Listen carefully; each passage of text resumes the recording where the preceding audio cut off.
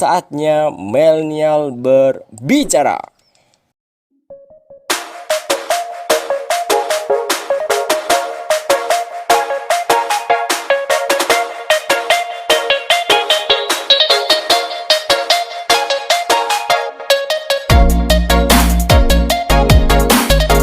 Hai Sobat Milenial, hari ini ketemu lagi dengan kita Suara Milenial. Saatnya milenial berbicara. Oke teman-teman, gimana nih kabarnya? Semoga diberikan kesehatan ya. Oke, hari ini ketemu lagi dengan kita akan ngevlog teman-teman di salah satu tempat di Kabupaten Kudus, yaitu Sport Center Kabupaten Kudus yang bisa dibilang Balai Jagong teman-teman. Hari ini kita kedatangan tamu yang sangat spesial, yaitu salah satu atlet nasional teman-teman. Beliau akan share pengalaman bagaimana mencapai kesuksesan. Kemarin baru saja juara di tingkat internasional. Siapa dia? Pasti penasaran kan? Oke, tetap stay tune di Suara Milenial.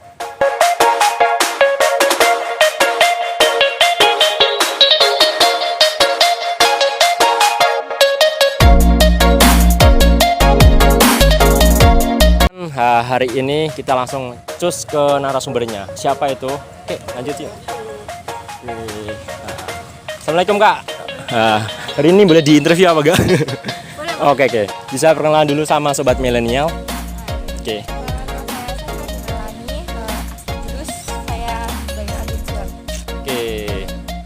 Umur 21 tahun. masih itu apa enggak? Tengah-tengah. Oke, mantap. Oke teman, setelah ini Kak Safira mau review bagaimana kok bisa mencapai kesuksesannya, dan kemarin baru saja juara di tingkat internasional. Wow, keren kan? Tetap stay tune ya di Suara Milenial. Oke, kita langsung Q&A sama narasumbernya langsung dengan Kak Safira. Oke Kak Safira, gimana sih ceritanya kok bisa mengikuti lomba di Singapura? Awalnya sih saya dipelatnaskan tahun 2020 kan. Oh, baru ya? Iya, baru 2020. Itu saya panggilan dari Pomnas 2019. Pomnas. Dari situ kan kita proyeksinya waktu itu di SEA Games. SEA Games? Cuma kan SEA Games karena pandemi. Iya, molor. Iya, di tahun 2022. Lalu ada Seleknas lagi tahun 2021 kemarin di Desember, akan membentuk tim SEA Games sama tim juara dunia. Sebelum itu kan event-event yang lain kan banyak. Banyak ya. Iya. Alhamdulillah saya lolos di Seleknas. Saya diikutkan di itu 8 tahun South Asian Championship di Singapura gitu. Itu tingkatannya se-Asia Tenggara? ASEAN? Iya. Oh, terus itu prosesnya gimana? Kok bisa terpilih itu loh? Seleksinya itu loh? Seleksinya dari juara PON, pantauan, sama Pelatnas 2020. Oke. Saingannya berapa orang? 3 orang, tapi sekali main harus 2 kemenangan. Oh gitu. Jadi seperti grup gitu ya? Iya. Buat grup itu. Iya. Nanti yang pertama nanti di pertama sama kedua sama-sama 2 kali main, semisal 2 kali kemenangan, berarti yang satu gugur, yang satu lolos ke final. Itu di mana? Di Banten? Banten. Oke, di Banten. Anyer. Nah, habis itu langsung di Pelatnas dulu atau langsung ke Singapura atau gimana? Sebelumnya sih kalau di SEA Games-nya Pelatnasnya udah dari Januari. Januari tahun 2022. Kalau tim Pelatnas kejuaraan dunia tuh belum dipelatnaskan. Oh, belum. Jadi tim kemarin itu kombinasi antara tim SEA Games sama tim kejuaraan dunia. Jadi saya masih desentralisasi di Semarang, saya latihannya Semarang. Tapi kalau yang tim SEA Games udah sentralisasi di Jakarta. Ini sudah dibentuk tapi gara-gara pandemi gitu tadi. Iya. Ya. Oke. Terus kendala administrasi juga sih. Administrasi. Kenapa? Kan masing-masing tim ada anggarannya masing-masing. Jadi kalau SEA Games dari Kemenpora, kalau tim kejuaraan dunia dari PBIPSI-nya.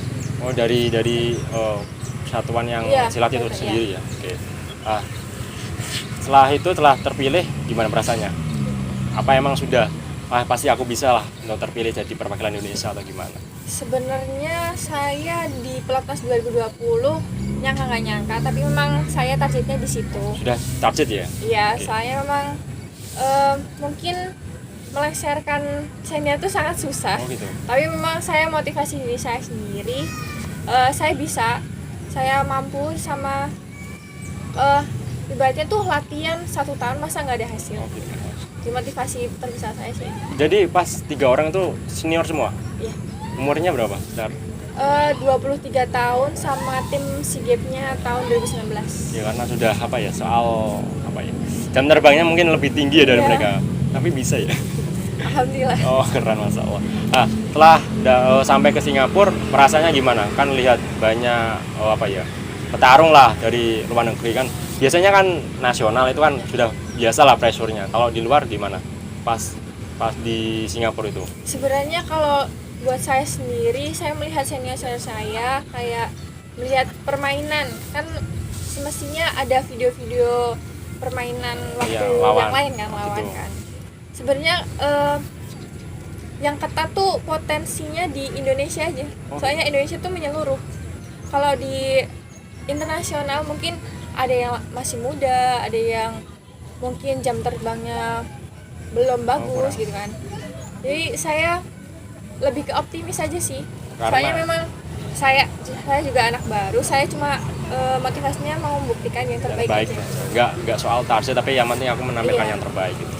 Mungkin karena ini juga sih sumber dari silat kan mungkin dari Indonesia, Iya, jadi yang betul. membuat yakin. Kenapa yang asalnya di Indonesia kenapa nggak bisa menang kan Iya. gitu kan? Oke. Terus itu lawannya berapa? Kalau kemarin di entry B6-nya ada 4. 4 dari Singapura, Singapura, Malaysia, Malaysia. sama Vietnam. Vietnam. Emang yang paling berat itu Singapura. Kalau Singapura sih saya nggak begitu itu ya, cuma kan memang kadang kalau di event-event seperti SEA Games, event internasional, lawan paling berat di tuan Tuan rumah. rumah. Nah, Kenapa itu? karena memang tuan rumah tuh bisa diuntungkan dari segi apapun, karena Kebijakan. iya, karena tuan rumah tuh pegang target kan mestinya. Mungkin Berapa emas gitu? Iya. Oke. bisa diuntung. Terus pas ketika di final itu motivasi terbesarnya gimana? Aku harus bisa juara atau gimana? Pelatih atau gimana itu? Kalau saya sih target memang juara. Juara. Cuma saya main bersih aja, yang penting saya nggak cedera. Soalnya kan memang peraturan baru yang kita trial di 2022 kan baru di ini. Singapura itu. Iya sih. Itu peraturannya tuh biasanya internasional atau gimana itu? Iya Pak? bersilat. Oh, Gimana? sudah ada apa ya diresmikan ke semua Iya itu. sih. Oke. Yang dipakai di sini. Nah, itu ceritanya gimana Kak? Kan aku lihat videonya kan ada pengurangan poin dan asalnya juga ketinggalan. Itu bagaimana? Pressure-nya gimana? Untuk mengembalikan apa ya? Mungkin hal terberat itu mental sih. Ketika Iya. poin tertinggal terus pengurangan poin. Tapi yang aku lihat jenengan kok masih stay cool gitu loh. Nggak ada beban. Ya udah jalanin aja gitu. Kalau saya lihat kadang saya tuh ada feeling kalau saya udah berteman sama atletnya, saya kalau udah percaya diri, saya yakin saya menang. Gitu. Iya. Terus juga saya kan mungkin main 1, 2, 3 babak kan, satu babak kita mengenal lawan dulu. Oh gitu. Jadi Iya. perkenalan lawan. Mengenal lawan dulu. Terus tahu kelemahan kita di mana, tahu kelebihan kita di mana. Semisal kita cari poin biasanya pakai tendangan sabit. Kalau itu poin, kenapa nggak dilanjutin gitu kan? Kalau waktu finasan saya kelemahannya ada di tarikan. Saya jatuh. Habis itu kan di babak kedua saya nggak jatuh karena saya tahu kelemahan saya, kalau habis tendang jangan sampai rapat gitu. Jadi dianalisis lah, sekarang Iya, kan menganalisis babak pertama apa sih kelemahannya, terus Iya. kelemahan lawan apa, kelemahan kita apa. Terus saat pengurangan poin itu biasa aja. Kalau pengurangan main, saya menyadari kalau tendangan saya mungkin karena dia lebih pendek dari saya kan, mungkin tendangan saya lebih ke atas. Tapi kan peraturan baru ini kan pengurangannya 5. 5. Kalau dulu pengurangannya cuma 1, maka harus itu kan hati-hati. iya, Jadi kan 5 banyak iya, sekali. saya juga kaget waktu teman-teman saya sebelumnya main kan, kok bisa langsung 5 gitu. Jadi mungkin emang itu pelajaran sih buat tim Kejudun, buat tim SEA Games, buat peraturan yang baru ini. Poinnya berapa yang terakhir? 18-13. Termasuk itu ya, kontras banget. pas game-game yang sebelumnya juga sama. Apa Beda gimana? sih, Beda. memang kalau tuan rumah apa aja Beda ya? bisa dipilih sama juri gitu. Oke. Apa ya? Terus gimana sih kok jenengan bisa suka silat tuh kayak apa? Sebenarnya basic saya dari kecil memang olahraga kan. Olahraga. Apa dari Saya keluarga? dulu saya dulu sukanya badminton, Oh, terus diikutin atletik juga. Tapi itu hasilnya kurang bagus kan, soalnya badminton kalau di Kudus nggak ikut klub kan nggak ikut bakal Pak. kesingkir juga kan. Saya cuma ya olahraga biasa, jogging, terus apalah yang bisa saya lakukan buat olahraga gitu. Cuma waktu di SMP saya tuh sebenarnya bingung kalau ikut ekstrakurikuler. Bingung. Iya, terus tiba-tiba ada saudara saya nyamperin waktu saya mau milih, ayo kantin kan gitu, udah waktunya istirahat kan, terus bilang, mbak aku milih apa gitu kan, terus ikut aku aja gitu ke pencaksilat. Kamu yang tanya itu? Iya, saya Oh, tanya. dia nanya, aku milih kayak apa mbak ekstrakurikulernya, ikut wae silat sama aku. Udah dari situ kan latihan. Oh, alhamdulillah di lingkungan silat tuh positif gitu. Jadi saya rasanya kalau biasanya ikut ekstrakurikuler kan kadang bosan udah Iya. keluar gitu kan. Alhamdulillah saya betah di situ sama Dapat lingkungannya. value-nya mungkin. Iya. Oke.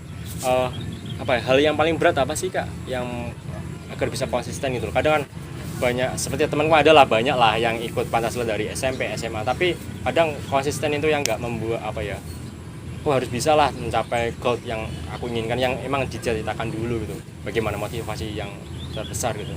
Kadang tuh memang ada lah sisi bosannya tuh ada. Cuma kadang mikirnya mana sih prioritas kita udah latihan, semisal udah latihan 1 tahun, 2 tahun, 3 tahun sampai cedera, sampai apa aja, saya mikirnya tuh kita udah rugi waktu, rugi materi, mungkin beli sepatu, beli apa kan biasanya enggak. Sama mungkin yang awalnya saya MI bisa pinter, di SMP nggak bisa pinter gara-gara silat, masa silatnya saya tinggal. Jadi ya sudah menanggung resiko lah gitu. Iya, Jadi masa gitu. setengah jam udah kan. Lebih ke goal yang aku inginkan apa lebih ke remember perjuangan yang telah aku lakukan? Lebih kemana? Sebenarnya semua kegiatan kan nggak mungkin kalau udah setengah kita mundur kan. Gitu. Tapi tetap saya kalau semisal berhenti dari silat pun kayaknya nggak bisa, soalnya lingkungan saya udah di silat semua. Silat semua. Iya. Temennya silat semua. Iya. Oh, di mau Kudus juga. mau keluar. Iya. Ngopi sama anak silat, latihan jogging sama anak silat. Oke, mantap. Apa ya, tip and trick Kak untuk teman-teman yang mungkin baru pemula, apa mungkin sudah jadi atlet tapi masih naik turun soal apa ya, mental lah. Nah, itu bagaimana pesan-pesan untuk para pesilat Indonesia? Saya segera saran dan motivasi buat adik-adik semuanya atau senior-senior mungkin yang prestasinya kurang. Saya sebagai anak silat tuh kayak kalian tuh latihan dari hati aja. Kalian tuh latihan buat kebutuhan diri Anda sendiri, bukan karena hanya menggugurkan kewajiban gitu. Kalau dari hati kalian senang, capek nggak kerasa. Capek pun ibaratnya akan nagih gitu loh. Kalau nggak latihan silat tuh kayak nggak enak gitu. Jadi kalian udah rugi semuanya lah ibaratnya. Ya jangan lupain perjuangan yang kalian sisihkan di masa muda buat atlet. Oke, itu tadi teman-teman, jadi tetap semangat bagi teman-teman yang baru memulai untuk menjadi atlet, atau bagi teman-teman yang sudah jadi atlet, tetap semangat, tetap konsisten, carilah tujuanmu, jangan naik turun. Ingat tujuan aja. Ya, ingat tujuan dan remember apa yang sudah aku lakuin. Iya. Gitu. Tetap semangat bagi kalian dan jangan lupa like, subscribe, and share video ini. Kalau mau konten apa bisa komen di bawah ini, oke? Sekian dari kami, Suara Milenial. Wassalamualaikum warahmatullahi wabarakatuh. Bye bye.